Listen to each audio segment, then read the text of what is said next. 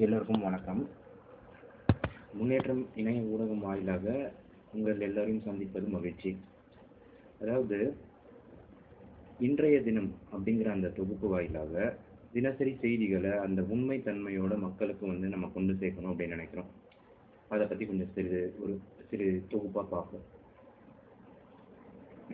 முதல் கட்டமாக தமிழ்நாட்டு செய்திகளை பார்ப்போம். இதில் பார்த்தீங்கன்னா முதலமைச்சர் எடப்பாடி பழனிசாமி நெடுவாசல் போராட்டத்தை கைவிடக் கோரி மக்கள்கிட்ட கேட்டிருக்காரு. இதில் நாம் பார்க்க வேண்டியது என்ன அப்படின்னா, இந்த போராட்டத்தை மக்கள் கிட்ட கைவிட சொல்லி கோரிக்கையை விடுக்கிறத தவிர்த்துட்டு மக்களுக்கு விரோதமாக செயல்படுற இந்தியா கிட்டையும் மத்திய அரசு கிட்டையும் கோரிக்கையை வச்சாருன்னா நல்லா இருக்கும். ஏன்னா இது மக்கள் நலனுக்கு எந்த வகையிலுமே பயனுள்ளதா இல்லை அப்படிங்கிறதுனால இந்த கோரிக்கையை மத்திய அரசு கிட்ட தான் முதலமைச்சர் வைக்கணும்னு நம்ம கேட்டுக்கிறோம். அடுத்தபடியா நடிகர் தனுஷ்க்கு மரபணு சோதனை செய்ய கோரி மனு தாக்கல் பண்ணியிருக்கிறாங்க. அதாவது டிஎன்ஏ டெஸ்ட் பண்ண சொல்லி மனு தாக்கல் பண்ணியிருக்கிறாங்க. இதனால கண்டிப்பா உண்மை தெரியும் தான், கண்டிப்பா உண்மை அவர் யாரோட மகன்றது தெரிய வரும். ஆனா நம்ம கண்ணோட்டத்துல நீங்க பார்க்கும்போது பாத்தீங்கன்னா நடிகர் தனுஷ் அந்த மனு தாக்கல் பண்ணியிருக்கிற அவங்க இருவரோட மகன் இல்லை அப்படிங்கிறது தான் நம்மளோட ஆய்வு முடிவுல தெரிய வருது. அடுத்தபடியாக சாலை விபத்து ஆவணங்களை பதிவு செய்ய புதிய செயலி அதாவது ஒரு புது அப்ளிகேஷன் சாலை விபத்து ஆவணங்களை பதிவு செய்ய உருவாக்கப்பட்டிருக்கு. இதில் முக்கியமாக என்ன பார்க்க வேண்டியிருக்குன்னு பார்த்தீங்கன்னா, இந்த புது செயலி உருவாக்கப்பட்டு அதில் இந்த சாலை விபத்துக்களை பதிவு செய்கிறதுனால சாலை விபத்துகளோட எண்ணிக்கை குறைஞ்சிடுமானா கிடையவே கிடையாது. இதனால இங்க தமிழ்நாட்டை பொறுத்த வரைக்கும் சாலை விபத்துக்கான முக்கிய காரணமா, அடிப்படை காரணமா இருக்கிறது பாத்தீங்கன்னா, அரசே ஏற்று நடத்தக்கூடிய மது விற்பனை கூடங்கள் தான். அதாவது இந்த டாஸ்மாக் தான் முழு காரணமா இருக்கு. இதுல முதல் கட்டமாக அதை தடை செய்யறதுக்கான ஒரு வேலையை தான் அரசு எடுக்கணும். அதுக்கு அடுத்தபடியா தரமான போக்குவரத்து, தரமான சாலை வசதிகளை ஏற்படுத்தி கொடுக்கறது அரசாங்கத்தோட அடிப்படை கடமை. அதை அரசாங்கம் செஞ்சாலே கொஞ்சம் நல்லா இருக்கும். ஆனா இத்தனை ஆண்டு காலமாக நம்ம கண்கூட பார்க்கிறோம், அப்படி ஒரு செயல்பாடு இல்லை அப்படிங்கிறதும், இந்த சாலை சார்ந்த பிரச்சனைகள், இந்த சாலை சார்ந்த விபத்துகளை இது சரியில்லைன்னு சொல்லி பேசக்கூடிய ஒரு புரிதல் உள்ள ஒரு கூட்டத்தை மட்டும் தான் நம்ம பார்க்க முடியுது. இதுக்கான ஒரு நிரந்தர தீர்வா நாங்க முன்வைக்கிறது என்னன்னு பாத்தீங்கன்னா, அந்தந்த பகுதிகளில் நீங்க எந்த பகுதியில இருக்கிறவங்களா இருந்தீங்கனாலும் சரி, அந்தந்த பகுதிகளில் நீங்க வசிக்கக்கூடிய பகுதிகளில் உங்களை போலவே ஒற்றை நோக்கம் உள்ள ஒரு ஒரு போராளி கூட்டங்களை போராளிகளை ஒன்று சேர்த்து கொண்டு எங்கெல்லாம் தெருக்களோ சாலைகளோ பழுதா இருக்கோ அதை வாரத்துல ஒரு நாள் உங்களால முடிந்த வகையில நீங்களே சரி செய்துக்கிறது தான். இதுதான் இதுக்கான ஒரு நிரந்தர தீர்வா அமையும். ஏன்னா அரசியல் வியாதிகளை நம்ம இனியும் நம்பி அவங்க சரி பண்ணுவாங்க. மத்தியில ஒரு சாலை போக்குவரத்து துறை அமைச்சர் இருக்கிறாரு, மாநிலம் சார்ந்த சாலை போக்குவரத்து விதிகள் இருக்கு, சாலைகள் தரமா இருக்கும், நம்ம இன்னும் நம்பிக்கிட்டு இருக்கிறது நம்மளோட முட்டாள்தனத்தையும் கையாளாதனத்தையும் தான் முழுக்க வெளிப்படுத்தும். அதனால உண்மையா உங்களுக்கு ஒரு தரமான சாலைகள் வேணும்னு நீங்க நினைக்கிறீங்கன்னா அதை மக்களாகிய நீங்களே ஏற்படுத்திக்கிறது தான் ஒரு நிரந்தர தீர்வா இருக்க முடியும். அடுத்தபடியா பாத்தீங்கன்னா, ஸ்டான்லி மருத்துவமனையில ஒரு குழந்தை மாயமாயிருக்கு அப்படிங்கிற செய்தி நம்ம பார்க்க முடியுது. இதுல ஸ்டான்லி மருத்துவமனையில குழந்தை மாயமான மாதிரி தனியார் மருத்துவமனைகளையோ மற்ற இடங்கள்லயோ நீங்க இப்படி ஒரு தகவலையோ செய்தியை பார்க்க முடியல. ஏன்னா இந்த தரமான கல்வி, மருத்துவம் இது மக்களுக்கு தர வேண்டிய அடிப்படை கடமை அரசாங்கத்துக்கு இருக்கு.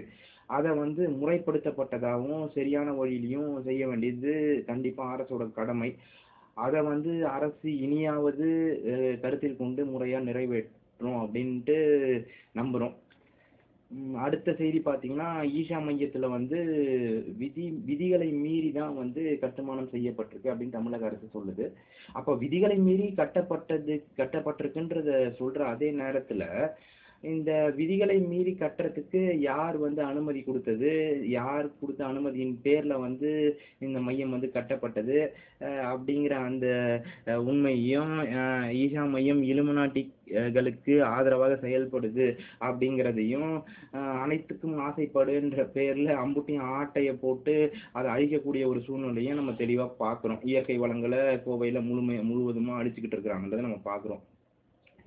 ஆனா மற்றொரு பிரிவுல ஒரு செய்தியா நம்ம பார்க்கும்போது, இந்த இயற்கை வளங்களை வந்து அழிச்சதுனாலதான் யானைகளும் இது மற்ற விலங்குகளும் வந்து காட்டில் வாழக்கூடிய விலங்குகள் வந்து மனிதர்கள் வாழக்கூடிய நிலங்களுக்கு வருவதா சொல்றப்படுறதுக்கு காரணமே, இந்த காட்டை இவங்க அழிச்சு இந்த அந்த இடத்துல இருக்கிற இயற்கை சுற்றுச்சூழலை அழிச்சதோட விளைவாதான் அந்த விலங்குகள் வருதுன்றத எல்லா மனிதர்களும் அங்க புரிஞ்சிக்க வேண்டிய ஒரு கட்டாய சூழல்ல தான் நம்ம இருக்கோம்.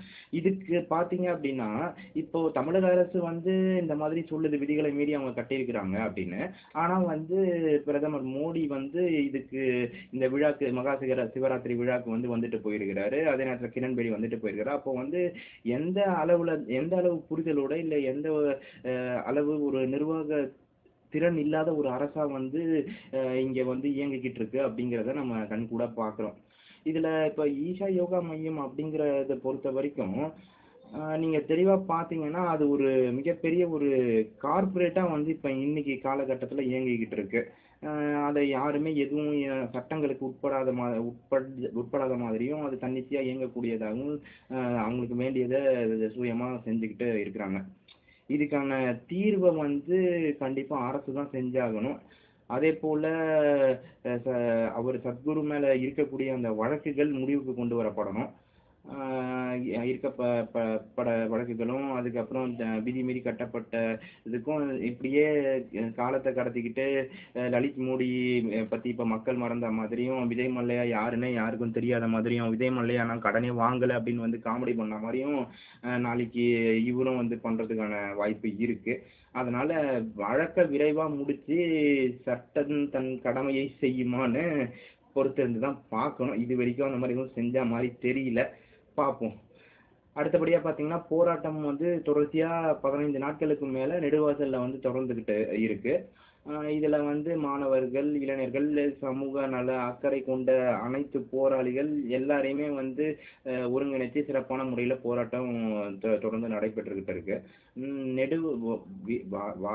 வாடி வாசல் திறக்கப்படாத வரை வீடு வாசல் செல்ல மாட்டோம் அப்படிங்கிற அதே கோரிக்கையை போல, வாடிவாசலை விட நெடுவாசல் முக்கியங்கிற அந்த ஒரு கண்ணோட்டத்தோட நம்ம கண்டிப்பா பயணிக்க வேண்டிய தேவை இருக்கு. அதை வந்து நம்ம கண்டிப்பா நிறைவேற்றுவோம். இந்த ஹைட்ரோ கார்பன் திட்டத்தை கண்டிப்பா முறியடிப்போம். அதுக்கான அந்த துவக்க பணிகள் நடைபெற்று கொண்டு தொடர்ச்சியா செஞ்சுக்கிட்டு இருக்காங்க இல்லைங்களா? அதை எப்படியெல்லாம் எந்த வழியெல்லாம் முடக்க முடியுமோ அதை கண்டிப்பா முடக்க வேண்டிய தேவையும் இருக்கு. அதையும் வந்து கண்டிப்பா பிடுங்கி எறிவோம். அடுத்த கட்டமாக பார்த்தீங்கன்னா, தமிழக மீனவர்கள் 13 பேர் சிறைப்பிடிப்பு. அதாவது நம்ம ஆங்கிலத்துல வந்து ஒரு வாசகம் ஒண்ணு சொல்லுவோம், hitting back at the real time media அப்படின்னு சொல்லுவோம்.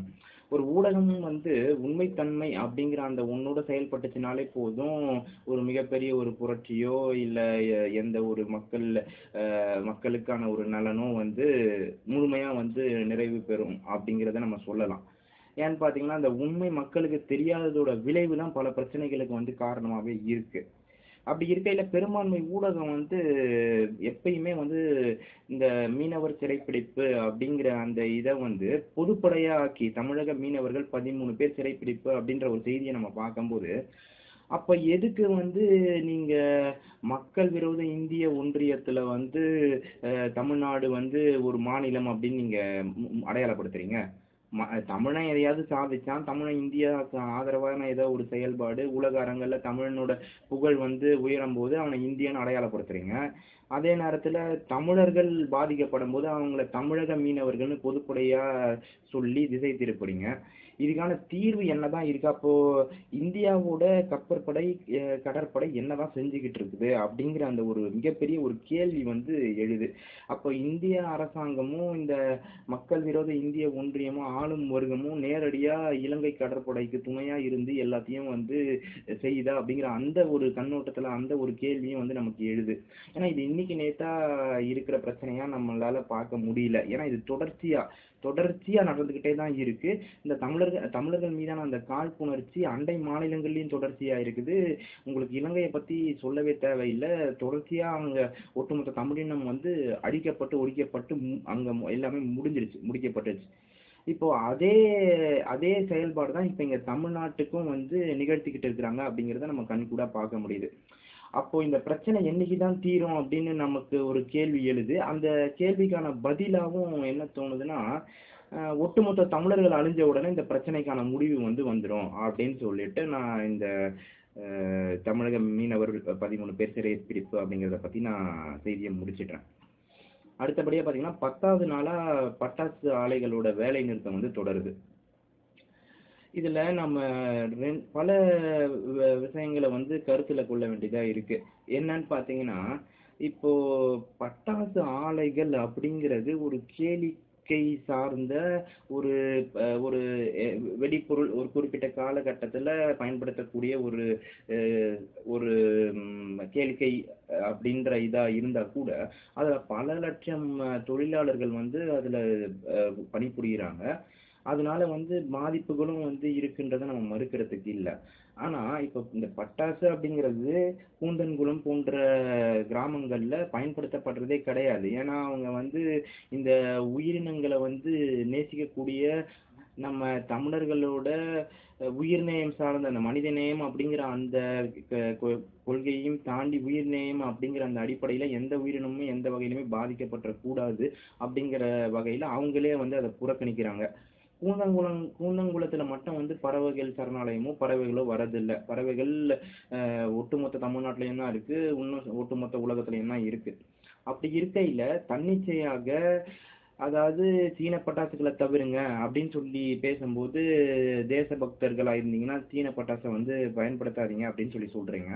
அப்போ அதே சீன பட்டாசுகளை வந்து தேசபக்தர்கள் ஏன் இந்தியாக்குள்ள கொண்டு வந்தாங்க அப்படிங்கிற அந்த ஒரு கேள்வியும் நான் என்ன சொல்லுவேன்னா, நீங்க தேசபக்தர்களா இருந்தீங்கன்னா பயன்படுத்தாதீங்க அப்படிங்கிறதெல்லாம் தாண்டி நீங்க உயிர்நயம் சார்ந்தவர்களா இருந்தீங்க அப்படின்னா நீங்க பட்டாசை வந்து தவிர்க்கிறது மிகவும் நல்லது.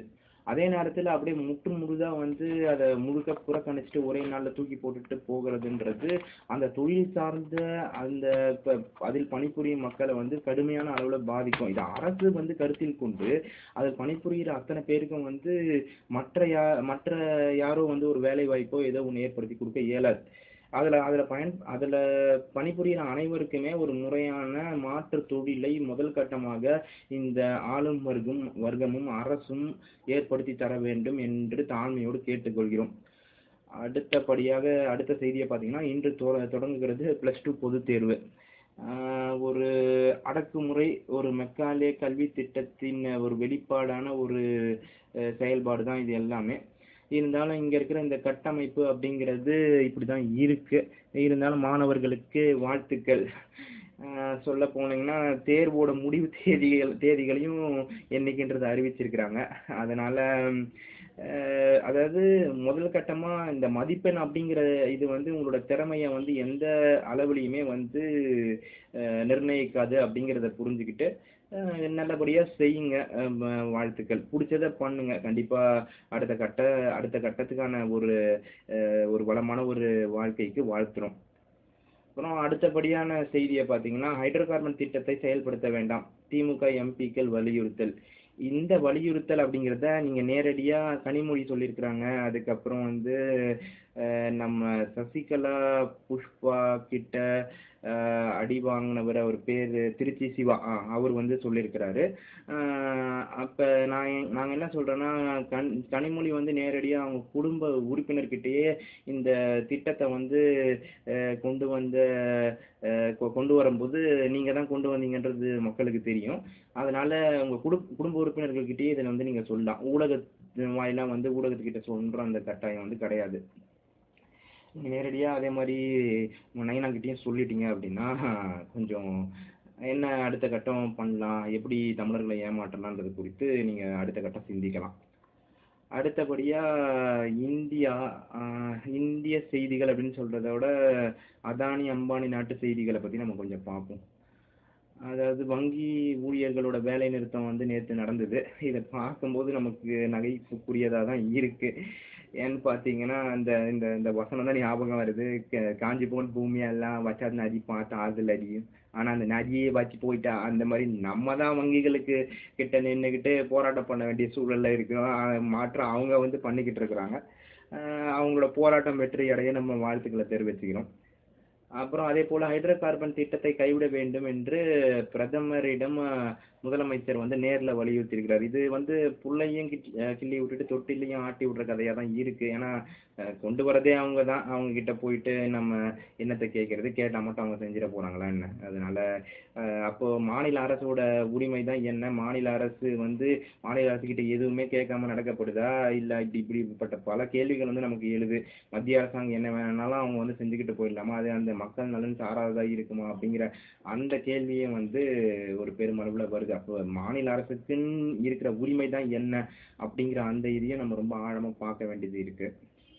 அடுத்தபடியா இரோம் ஷர்மிளா அவர்கள் வந்து பாதுகாப்பு நிராகரிச்சிருக்கிறாங்க அப்படிங்கிற அந்த ஒரு செய்தியும் நம்ம பார்க்குறோம். இதுல என்னன்னு பார்த்தீங்கன்னா, இரும்பு பெண்மணியா இருக்க இரோம் ஷர்மிளா தொடர்ச்சியாக பல போராட்டங்களை வந்து கையில் எடுத்து நடத்திக்கிட்டு வந்திருக்கிறாங்க.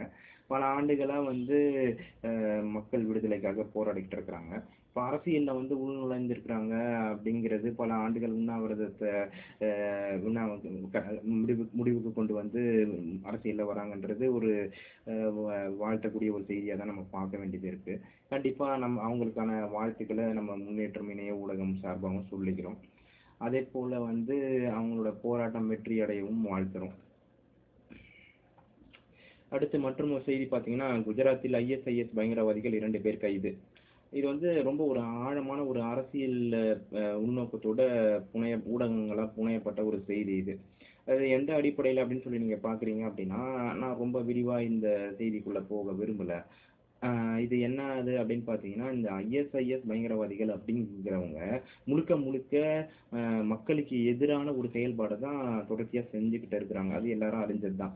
ஆனா இதோட ஆழமான ஒரு புரிதல், ஆழமான ஒரு அரசியல் என்னன்னு நம்ம பார்க்க வேண்டியிருக்குன்னா, இந்த ISIS பயங்கரவாதிகள் அப்படிங்கிறவங்க முழுக்க முழுக்க இலுமினாட்டிகளால் இயக்கப்படக்கூடிய ஒரு கூலிப்படை, அவ்வளவுதான்.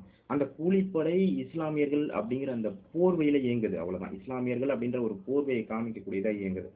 இதுல நீங்க எந்த ஒரு ஊடகத்திலையுமே இதுவரை நீங்க வந்து கிறிஸ்தவ பயங்கரவாதி, இந்து பயங்கரவாதி, கிறிஸ்தவ தீவிரவாதி, இந்து பயங்கரவாதின்ற ஒரு சொற்றொடரை நீங்க கேட்டிருக்கவே மாட்டீங்க. ஏன் அப்படின்னா, அதுவோ இல்லை வேற எந்த ஒரு மதங்கள் சார்ந்து இருக்கிறதோ அந்த மதங்கள் எல்லாம் வந்து முழுமையான அவங்க கட்டுப்பாட்டுக்குள்ள வந்து போயிடுச்சு. ஆனா இஸ்லாம் வந்து அவங்களோட இன்னும் ஒரு முழுமையான கட்டுப்பாட்டுக்குள்ள வந்து போகல. அது போகிற அன்னைக்கு இதே மாதிரி நீங்க இஸ்லாமிய தீவிரவாதின்ற அந்த ஒரு சொற்றொடரையும் கேட்கறத நீங்க ஊடகங்களால சொல்லப்படுறது வந்து நிறுத்தப்பட்டுரும். அதனால இதை பத்தி இன்னும் நீங்க ஆழமா தெரிஞ்சுக்கணும் அப்படின்னா, ISIS-ஐ யார் இயக்குறா, பெஞ்சமின் நெட்டன்யாஹூ பின்னாடி இருந்து இயங்குது. பெஞ்சமின் நெட்டன்யாஹூ யாரு, இஸ்ரேல்ல இருக்க ஜியோனிஸ்ட் ஜூஸ் இலுமினாட்டி தான் இதை வந்து முழுக்க முழுக்க இயக்குறாங்க. இஸ்ரேலோட ஒரு பப்பட் கவர்மெண்ட் அப்படிங்கிற ஒன்று தான் அமெரிக்காவா இன்று வரைக்கும் இயங்கிக்கிட்டு இருக்கு. அப்படிங்கிற இந்த உண்மைகள்லாம் நீங்க இன்னும் கொஞ்சம் ஆய்வு செஞ்சு நீங்க தெரிஞ்சுக்கலாம். இல்லை வரப்போற அடுத்தடுத்த பதிவுகளில் நம்ம வந்து தெளிவாக விரிவாகவும் பார்க்கலாம். அடுத்தபடியாக பார்த்தீங்கன்னா, வரிசை எண்களே இல்லாத ரூ. 500 நோட்லாம் வந்து வந்திருக்கு அப்படிங்கிறத நம்மளால் பார்க்க முடியுது.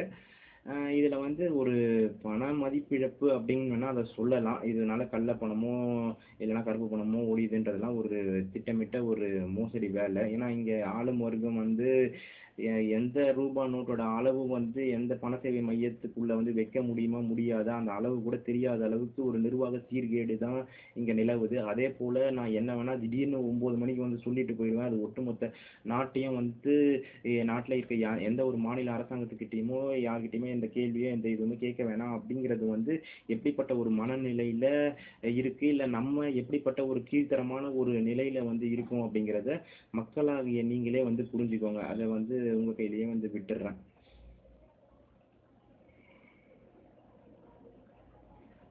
அடுத்தபடியா பார்த்தீங்கன்னா இன்னொரு ஒரு சின்ன தகவலோட நம்ம முடிச்சுக்கலாம் அப்படின்ட்டு நினைக்கிறேன். என்னன்னா இப்போ வரலட்சுமி அவர்கள் வந்து என்ன பண்ணியிருக்காங்க, ஒரு நடிகைகளை காப்பாற்றுவதற்காக பாவனா பிரச்சனைக்கு அப்புறமேட்டு நடிகைகளை காப்பாற்றுவதற்காக ஒரு புதிய சங்கம் அப்படிங்கிறத வந்து ஒன்று உருவாக்கி இருக்கிறாங்க. அதாவது இது வரவேற்கத்தக்க ஒன்று தான். அதை வந்து நம்ம கண்டிப்பா ஆதரிக்கிறோம். அதே அதே நேரத்துல நம்ம இங்க ஒரு ஒரு ஆழமான ஒரு புரிதலை வந்து கொண்டு போய் பெரும்பான்மை மக்களுக்குன்னு சொல்லலாம், மக்களுக்கும் தமிழர்களுக்கும் கொண்டு போய் சேர்க்க வேண்டிய கட்டாயம் வந்து இருக்கு. இதுல என்னன்னு பாத்தீங்க அப்படின்னா, அதாவது ஒண்ணு வந்து நீங்க ரொம்ப தெளிவா வந்து புரிஞ்சுக்கணும். இப்போ உலக வரலாறு இல்ல மொழிகளின் வரலாறு அப்படிங்கிற இந்த ரெண்டுமே தமிழர் அப்படிங்கிற அந்த இதுல இருந்து தான் வந்து ஆரம்பிக்குது. அப்போ நீங்க ஒரு அறம் சார்ந்த ஒரு வாழ்க்கை முறை இல்லைன்னா அறம் அப்படிங்கிற அந்த ஒண்ணு முழுக்க முழுக்க உரிமையானவர்கள், சொந்தக்காரர்கள், இல்ல அந்த அந்த கோட்பாடுகளை உருவாக்குனவர்கள் தமிழர்கள். இப்போ இந்த அறம் சார்ந்த வாழ்க்கை அப்படிங்கிற ஒண்ணு இல்லாத போது மன்னிக்கவும், இல்லாத போது உங்களுக்கு வந்து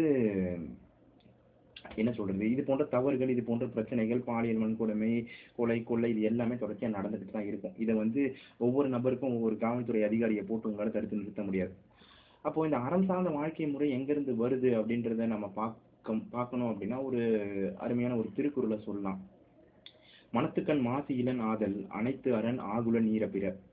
திருக்குறளோட அடிப்படை பொருள் இந்த குறளை பார்த்து தான் கான்ஸ்டன்டினோபிள் ஜோசப் பெஸ்கி, அதாவது வீரமாமுனிவர், கொல்லந்தெருவுல ஊசி விக்க வந்துட்டேன் அப்படின்னு சொல்லி சாகும் முறை தமிழுக்கும் தமிழர்களுக்கும் போராடி இறந்து போறாரு. என்னன்னா இந்த மனதுக்குள்ளேயே வந்து மாசு இல்லாததா இருக்கக்கூடிய ஒருத்தனோட அறம் வந்து மற்ற எல்லா அறங்களை விட உயர்ந்தது அப்படிங்கறத தான் ஐயன் வள்ளுவர் வந்து சொல்ல வராரு. மற்ற எல்லா அறங்களை விட இது சிறந்தது அப்படின்னு. அப்போ இங்க நீங்க எடுத்துக்கிட்டீங்கன்னா கற்பு, களவு, அகம், புறம், இப்படி வாழ்க்கையோட வாழ்வியல் முறைகளையே வந்து வகுத்து தொகுத்து பிரித்தவர்கள் தமிழர்கள் தான். இதுல வேற யாருமே வந்து இதை பங்கு கொண்டாட முடியாது. இந்த உயரிய கோட்பாடு எங்களுக்கு சொந்தமானதுன்னு சொல்லவும் முடியாது. அப்படி இருக்கையில நீங்க ஒரு அறம் எப்படி சொல்றது, அதாவது ஒரு இது போன்ற ஒரு தவறுகள், இது போன்ற ஒரு பாலியல் வன்கொடுமைகளோ இல்ல இது போன்ற கற்பழிப்பு இந்த மாதிரி எதுவுமே நடக்காம இருக்கிறதுக்கு அடிப்படையில் நீங்க செய்ய வேண்டியது தாய்மொழி வழி கல்விக்கு முதல்ல தமிழர்களுக்கு தாய்மொழி வழி கல்வியை தரமானதா கொடுக்கறதுக்கான வேலையை வந்து நம்ம செய்யணும். அந்த தாய்மொழி வழி கல்வி தான் அறம் செய்ய விரும்பு ஆறுவது சிரம் அப்படின்னு சொல்லி ஒரு பண்பாடு, கலாச்சாரம் அப்படி எல்லாத்தையும் வந்து அந்த விளையும் பயிர் முளையிலே தெரியும்னு சொல்ற மாதிரி அந்த விளையும் பயிருக்கு வந்து எடுத்து கொடுக்கக்கூடியதா இருக்கு. அதை நீங்க தவிர்த்து இந்த அடிமை ஆங்கில மெக்கால கல்வி முறைக்கு நீங்க எப்ப போறீங்களோ அன்னைக்கே வந்து ஒரு போட்டி மனப்பான்மையை வந்து இந்த ஆளும் வர்க்கம் நேரடியா அந்த பிஞ்சுகளோட மனசுல வந்து அந்த நஞ்சை வந்து விதைச்சிடுது. இந்த எப்ப அதை வந்து விதைச்சி முடிச்சிட்டாங்களோ அப்பயே நீங்க வந்து பணம் சார்ந்த ஒரு தேடல், அது சார்ந்த ஒரு வாழ்க்கை, அது சார்ந்த ஒரு போராட்டம், பணம், அதுக்கப்புறம் ஒரு போட்டி மனப்பான்மைன்ற இதை தவிர வேற எதுவுமே வந்து முக்கியம் இல்லைன்ற ஒரு மனநிலைக்கு வந்து அந்த பிஞ்சை வந்து தள்ளிடுது. அதுக்கப்புறம் நடக்க போறது எதையுமே வந்து நம்ம சொல்ல தேவையில்லை. அது வந்து இது போன்ற பிரச்சனைகள்ல தான் வந்து கண்டிப்பா போய் முடியும். அதனால உண்மையிலேயே இந்த சமூகம் வந்து மீண்டு எழணும், இல்ல இந்த சமூகம் வந்து பிற சமூகங்களுக்கோ பிற இனக்குழுக்களுக்கோ பிற இனங்களுக்கோ வந்து ஒரு வழிகாட்டுதலா இருக்கணும் அப்படின்னு நீங்க நினைக்கிறீங்க அப்படின்னா அதுக்கு முதல் கட்டம் இந்த தாய்மொழி வழி கல்வி. அதுதான் தமிழ் வழி கல்வி தான் இதுக்கான வந்து ஒரு அடிப்படை மாற்றத்தை ஏற்படுத்தக்கூடியது. இதில் இந்த அடிப்படை மாற்றம் நான் சொல்லும்போது உங்க எல்லாருக்குமே நல்லா தெரியும். இங்க இருக்கிற அரசு தமிழ் வழி பள்ளிகள் முழுக்க முழுக்க முழுக்க ஆங்கில வழி பள்ளிகளாக மாற்றப்பட்டு கொண்டுகிட்டே இருக்கு. தினமும் தினமும் தொடர்ச்சியா நடந்துகிட்டே தான் இருக்கு. இதுல இந்த அரசு தமிழ் வழி பள்ளிகள் மிகவும் கீழ்த்தரமான நிலையில தான் இருக்கு அப்படிங்கிறதையும் மறுக்கிறதுக்கு இல்லை. ஆனா சாக்கடை நம்ம வீட்டுக்குள்ள தான் ஓடுது. அதை சுத்தம் செய்ய வேண்டிய பணி, அதை சீர்படுத்த வேண்டிய பணி கண்டிப்பா ஒவ்வொரு தமிழருடையது தான். இல்லை ஒவ்வொரு இங்க வாழக்கூடிய இங்க அந்த அரசு பள்ளிகள் தரமான கல்வி கொடுக்கணும் அப்படின்னு நினைக்கக்கூடிய ஒவ்வொரு நபருடையது தான் அது. அப்படி இருக்கையில நீங்க டொனேஷன் அப்படிங்கிற பேர்லயோ இல்ல கட்டணம் கணக்கு காட்டப்படாத கட்டணமா நீங்க வந்து பல ஆயிரங்களை வந்து கொட்டி கொடுக்குறீங்க தனியார் பள்ளிகளுக்கு. நாங்க என்ன சொல்றோம் அப்படின்னா, ஆட்சிக்கு இங்கு தமிழரை தலைமையா கொண்டுள்ள கட்சிகள் வந்து அதை சீர்படுத்துறதுன்றது ஒரு அடிப்படை தேவை அப்படிங்கிறத நாம மறுக்கவே இல்லை. அதே நேரத்துல இன்னைக்கு தரமான கல்வி, தரமான கழிவறை வசதி, தரமான கல்வி சார்ந்த அந்த ஆசிரியர்கள் இது எல்லாமே இன்னைக்கு வந்து இருக்கிற மாணவர்களுக்கு கிடைக்கணும் அப்படிங்கிறத யார் வந்து உறுதிப்படுத்துறது? அந்த உறுதிப்படுத்துற கடமை நமதுதான். அந்த உறுதிப்படுத்த வேண்டிய பொறுப்புல தான் நாம இருக்கோம். இதை வந்து எப்படி செய்ய முடியும் அப்படின்னா, ஒரு பகுதின்னு எடுத்துக்கிறீங்கன்னா அந்த ஒரு பகுதியில எத்தனை அரசு பள்ளிகள் இருக்கு அப்படிங்கிறத முதல் கட்டமா கணக்கெடுங்க. கணக்கெடுத்ததுக்கு பிறகு அதுல தமிழ் வழி பள்ளியில படிக்கிற மாணவர்களுக்கு முக்கியத்துவம் கொடுங்க. அந்த தமிழ் வழி பள்ளிகள்ல உங்க உங்க பிள்ளைகளை வந்து தயவு செஞ்சு படிக்க வைங்க. அந்த தமிழ் வழி பள்ளிகளோட மேம்பாடு, நீங்க டொனேஷன்ற பேர்ல நீங்க உழைச்சி சம்பாதிச்ச பணத்தை தனியார் கொள்ளைக்கு நீங்க கொடுக்கறதுக்கு பதிலா இங்க படிக்கிற எல்லாருமே ஏழைகள் தான். இந்த அரசு பள்ளிகள் அப்படின்னு எடுத்துக்கிட்டீங்கனாலே அது ஒரு கீழ்த்தரமானது, அதுல ஏழைகள் தான் இருக்கிறாங்கன்ற ஒரு மனப்பான்மை தான் இருக்கு. இதை மேம்படுத்துறதுக்கு உங்க அளவுல என்ன முடியுமோ, உங்க கையில இருந்து நீங்க என்ன செய்ய முடியுமோ, உங்களால ஒரு ஒரு மாணவனுக்கு ஒரு எழுதுகோல் வாங்கி கொடுக்க முடியும், ஒரு துவக்கை வாங்கி கொடுக்க முடியும் அப்படிங்கிற மாதிரி உங்களால என்ன செய்ய முடியுமோ, உங்களால இயன்றது என்னவோ அதை வந்து தயவு செஞ்சு வந்து செய்யுங்க. அந்த வழியில ஒட்டுமொத்த தமிழகத்துல இருக்கிற அரசு பள்ளிகள், அரசு தமிழ் வழி பள்ளிகளோட மேம்பாட்டை நாம வந்து உறுதி செய்யலாம். இதுதான் வந்து எனக்கு தெரிஞ்ச ஒரே வழி. இதை தவிர வந்து அடிப்படை மாற்றம் அப்படிங்கிறது அந்த அந்த மாணவ பிஞ்சுகளுக்கு குழந்தைகள் வந்து ஊட்டப்படாம அவன் வளர்ந்து வந்து அடுத்தடுத்த கட்டணம், கல்லூரி, அதுக்கப்புறமேட்டு வேலை அப்படிங்கிற அந்த இதுல போகும்போது நீங்க கடுமையான சட்டங்கள் மூலமா மட்டுமே வந்து இது போன்ற தீர்வுகள், அதாவது தவறுகள் இழைக்கப்படுவதுக்கு படுறதை வந்து தடுத்துட முடியும். இல்லைன்னா இதுக்கான ஒட்டுமொத்த தீர்வையை வந்து நான் கொண்டு வந்துடுவேன், இல்லை பல அமைப்புகளை கட்டி நான் சீர் செஞ்சிருவேன் அப்படின்னு நினைக்கிறீங்கன்னா அது வந்து அந்த அந்த அடிப்படையே இல்லாத ஒரு சமூகத்தை தான் வந்து உருவாக்கும். அதாவது இது மூலமா அந்த நிரந்தர தீர்வு அப்படிங்கிறது வந்து உங்களுக்கு ஒருபோதும் எட்டப்படாது அப்படிங்கிறத வந்து நான் தெளிவா சொல்லிக்கிறேன். அதே போல எந்த ஒரு மாற்றத்தையும் இப்ப அந்த புரிதலோட அளவு வந்து மாற்றமா சமூகத்துல உருவெடுக்கும் அப்படிங்கிறதையும் வந்து நம்ம தெளிவா புரிஞ்சுக்க வேண்டிய கட்டாயத்துல இருக்கும். அதே போல நம்ம முன்னேற்றம் இணைய ஊடகத்தோட அடிப்படை நோக்கம் அப்படிங்கிறதும் என்னன்னு பார்த்தீங்கன்னா, இந்த தனிநபரோட விழிப்புணர்வை ஏற்படுத்துறது. அதாவது ஆங்கிலத்துல சொல்லணும்னா இக்னைட்டிங் இண்டிவிஜுவல் இன்டெலிஜென்ஸ் அப்படின்ட்டு சொல்றோம். அதாவது ஒவ்வொரு தனிநபருக்கான அந்த விழிப்புணர்வை வந்து கொண்டு போய் அந்த உண்மை செய்திகளை வந்து நம்ம சேர்க்கணும் அப்படின்னு நினைக்கிறோம். அதுக்கு அடுத்தபடியா இந்த காணொளி வந்து உங்களுக்கு பிடிச்சிருந்தது அப்படின்னா கண்டிப்பா லைக் பண்ணுங்க, கமெண்ட் பண்ணுங்க, உங்களோட கருத்துக்கள், செய்திகள் நாகரிகமான வழியில கண்டிப்பா எல்லாத்தையும் சொல்லுங்க. செய்திகள் சப்ஸ்கிரைப் பண்ணுங்க. அதையும் தாண்டி நல்லுள்ளங்கள் இருந்தீங்க அப்படின்னா உங்களோட இணையதளங்கள்ல உட்பொதிந்து இந்த காணொலியை போடுங்க. அதாவது உங்களோட வெப்சைட்ல வந்து எம்பெட் பண்ணி இந்த காணொலியை போடுங்க. என்றும் உங்கள் உண்மையுள்ள பூவினன். நன்றி, வணக்கம்.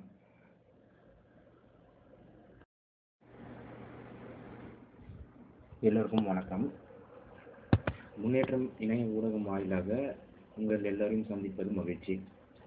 அதாவது இன்றைய தினம் அப்படிங்கிற அந்த தொகுப்பு வாயிலாக தினசரி செய்திகளை அந்த உண்மை தன்மையோட மக்களுக்கு வந்து நம்ம கொண்டு சேர்க்கணும் அப்படின்னு நினைக்கிறோம். அதை பற்றி கொஞ்சம் சிறு தொகுப்பாக பார்ப்போம். முதல் கட்டமாக தமிழ்நாட்டு செய்திகளை பார்ப்போம். இதில் பார்த்தீங்கன்னா முதலமைச்சர் எடப்பாடி பழனிசாமி நெடுவாசல் போராட்டத்தை வந்து கைவிடக் கோரி மக்கள்கிட்ட வந்து கேட்டிருக்காரு.